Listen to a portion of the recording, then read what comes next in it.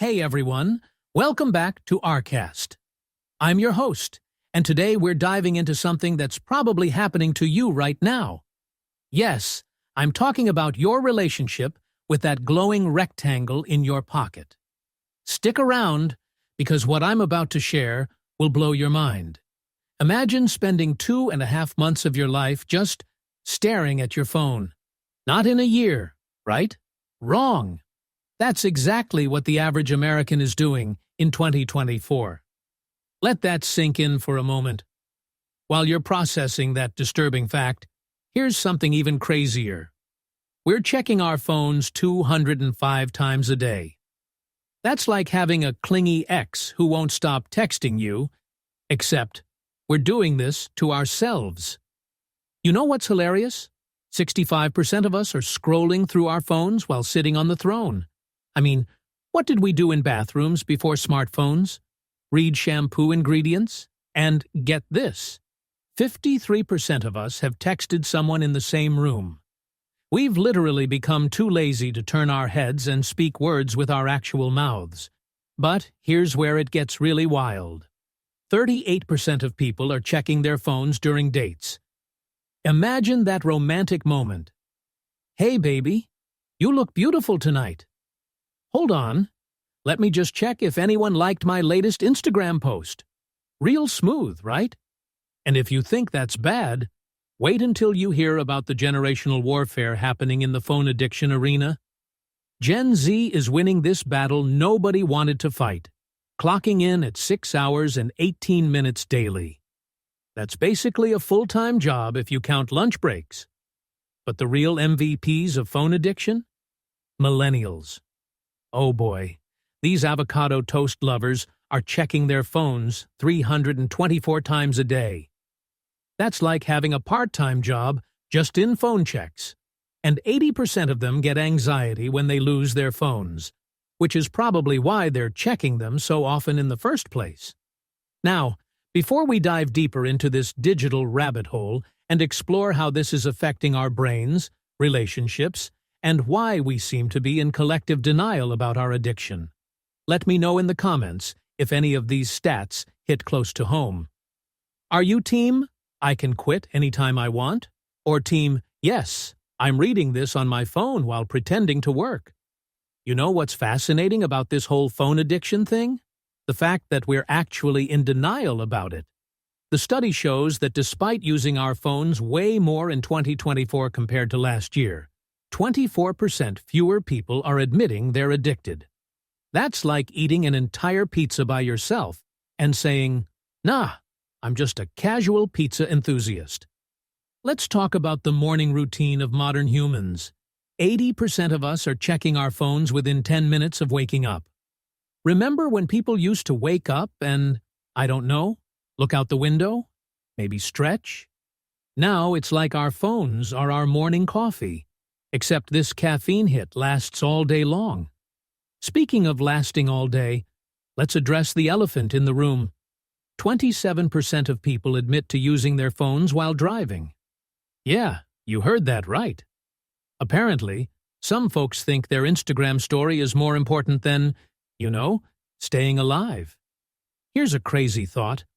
Maybe that text can wait until you're not piloting a 2-ton metal box at 60 miles per hour? The generational divide in phone usage is like a weird family reunion where everyone's judging each other's screen time.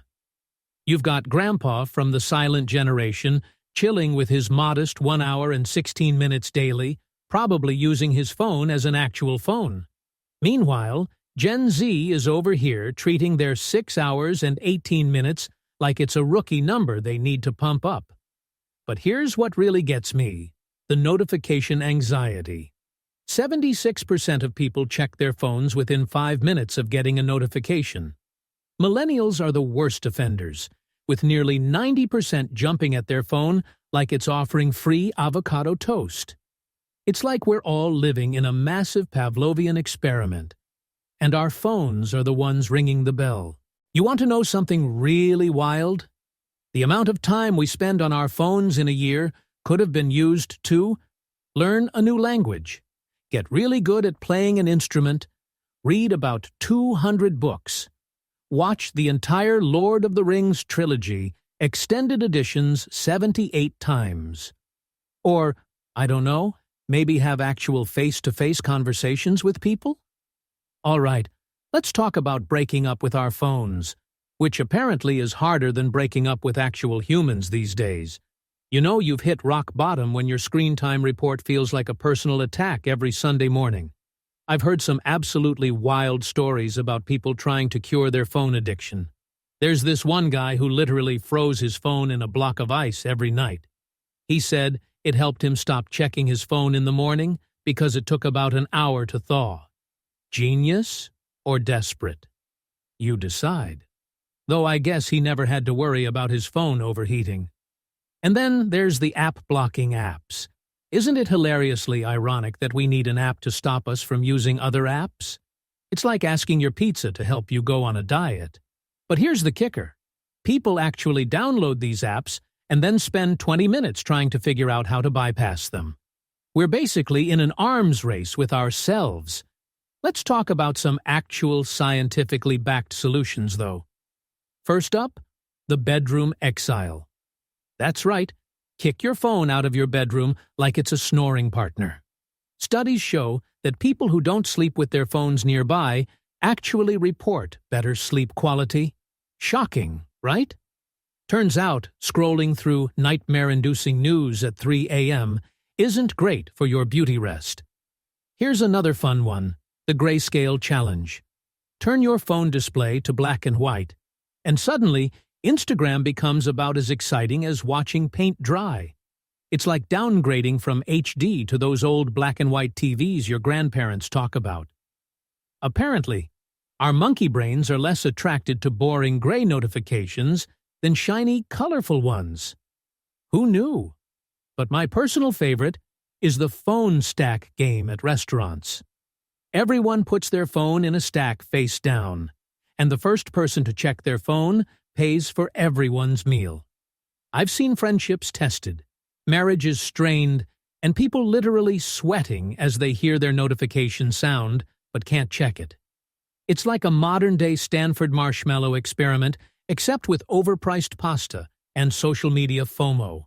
You want to hear something really crazy? Some people are going back to using old-school Nokia phones during the week. You know, those indestructible bricks that could only play Snake? They call it digital detox, but I call it voluntary time travel to 1999. Though I have to admit, the battery lasting more than half a day does sound pretty appealing. And don't even get me started on phone-free vacations. There are actually resorts now that confiscate your phone upon arrival. They market it as a digital detox retreat, but charge you premium prices to basically experience life as it was in 1995. Imagine paying extra to not have something. It's like paying for a gym membership where all the equipment is broken. Oh, wait, that's just my local gym. So, where does this leave us? We're living in a world where our phones have become like that friend who's always there. Maybe a little too there. You know, the one who shows up uninvited and stays way too long? But unlike that friend, we're the ones inviting our phones to take over our lives, 205 times a day. Look, I'm not saying we need to go full caveman and throw our phones off a cliff. That would be pretty extreme. Plus, think of all the TikTok dances you'd miss. But maybe, just maybe, we could start with something simple, like actually looking at the person across the dinner table instead of checking if someone liked our latest selfie. Revolutionary concept, I know. Remember, folks, your phone is a tool, not your conjoined twin. It's okay to put it down sometimes. The world won't end if you don't immediately see that meme your cousin shared. Though let's be honest, it probably was pretty funny. And hey, if you're listening to this on your phone right now, first of all, ironic, right? But second, maybe take a moment after this to look up from your screen. There's a whole world out there, and last time I checked, it wasn't available in 4K with a high refresh rate. Before I wrap this up, here's a challenge for all you rCast listeners. Try going 1 full hour tomorrow without checking your phone. Just 1 hour. If you succeed, congratulations. You've just experienced what life was like in 2007. If you fail, well, welcome to the club. We meet every day, all day, on our phones. If you enjoyed this episode of rCast, don't forget to like, subscribe, and hit that notification bell. Although, given what we just talked about, maybe wait an hour before checking those notifications. And hey, leave a comment below sharing your own phone addiction stories. Just, try not to check for replies every 5 minutes. This is your host signing off. And remember, life is what happens while you're busy refreshing your feed. Stay curious, stay connected, but maybe not too connected. Catch you in the next episode.